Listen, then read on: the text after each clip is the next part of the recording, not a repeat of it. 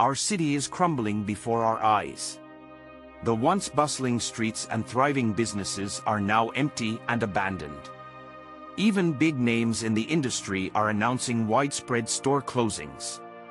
Last week, Walmart joined the list, shocking the community by announcing it will shut down all of its stores in Portland. The news hit hard, eliminating thousands of jobs and leaving communities it served for years. A massive wave of store shutdowns is taking place all over the United States right now, as businesses' financial losses continue to rise. It's a devastating trend that seems to have no end in sight. But what's causing it? Why are we witnessing such an accelerating trend? In today's video, we will expose why this accelerating trend is actually part of something bigger than people realize. But before moving on, we kindly ask you to support our work with a thumbs up and don't forget to subscribe to our channel. By the end of this month, Portland residents won't be able to visit their local Walmart stores anymore. Late last week, the big box retailer announced it will close all of its stores in the city. It's a gut-wrenching decision for the employees who dedicated their lives to the company. The closings are being conducted because the locations were not meeting the company's financial expectations. The truth is that with more than 641,000 people living in the Portland area, there is a lot of money to be made in the city. But still, the U.S. biggest retailer has decided to wave the white flag because conditions are getting progressively worse. Still, on Friday, a spokesperson with Walmart used very careful language to explain why there will be mass shutdowns. They said the decision to close these stores was made after a careful review of their overall performance. We consider many factors, including current and projected financial performance, location, population, customer needs, and the proximity of other nearby stores when making these difficult decisions. But this isn't the whole story. Many people have questioned if the decision came about as a result of rampant shoplifting. Portland has seen a massive increase in the rate of serious offenses, theft, and depredation of local businesses, and Walmart hasn't been immune to that. One customer that was interviewed about the store closings addressed the real reason why the mega retailer is leaving. "We gotta resolve the shoplifting one way or another," she said, addressing the topic of retail theft at the city's locations. "That is simply the problem. It's gotta stop." A few months ago, Walmart CEO Doug McMillion made a sobering announcement. The retail chain was in trouble with skyrocketing rates of theft at its locations. McMillian warned that stores would have to close and prices would have to go up. He blamed authorities for not doing enough to crack down on shoplifters. Since then, Walmart shoppers and employees have taken to social media to share their stories. Mindy Stanley, a customer, called for more cashiers to replace the self-checkouts, which she believed were contributing to the problem. And it's a big problem. According to estimates, Walmart loses roughly $3 billion every year to theft by customers and employees. One anonymous employee described the situation as horrible at her store. But the problem isn't just theft. It's also the impact that Walmart's store closures will have on low-income shoppers. For people like Amanda Parrow, who live near one of the stores that is closing, there aren't many affordable options left.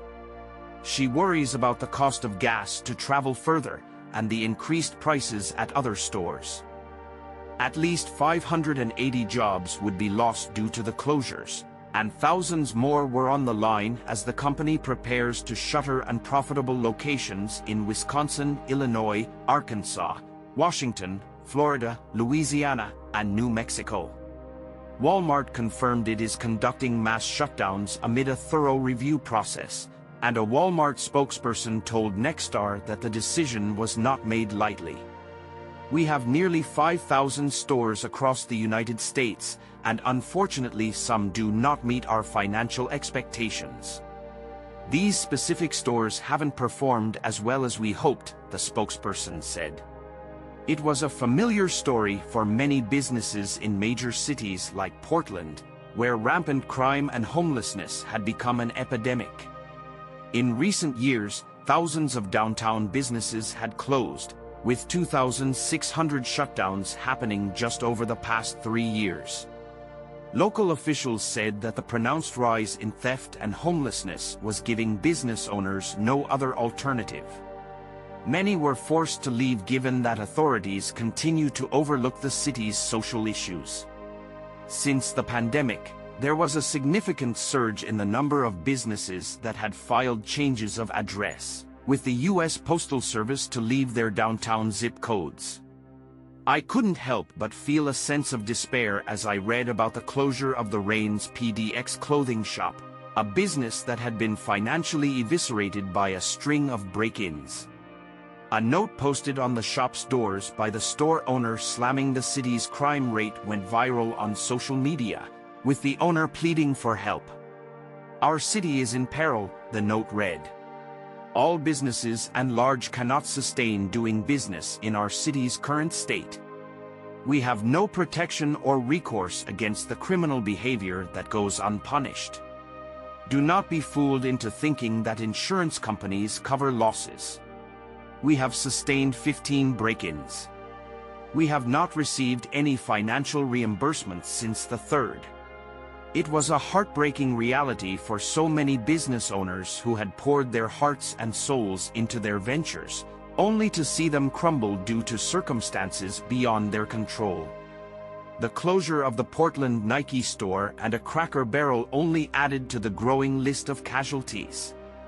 Last week, Amazon announced plans to close several retail locations in major cities across the country, and it seems that the company's latest move is only the beginning.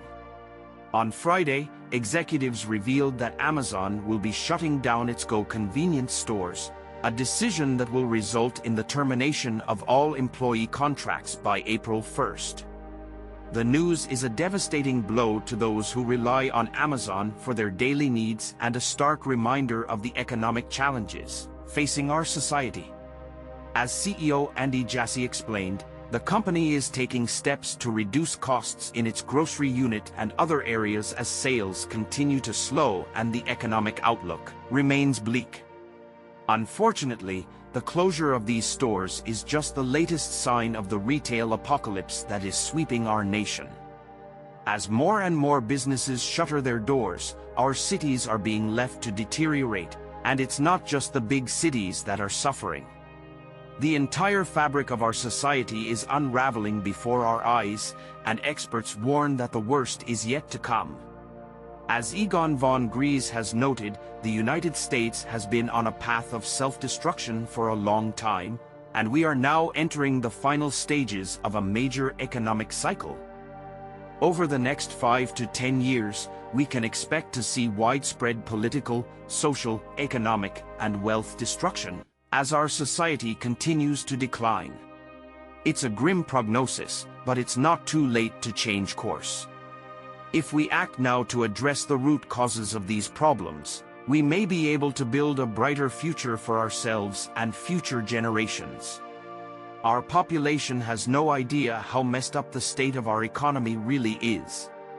Delinquencies are completely out of control, and businesses and consumers alike are suffering from all that.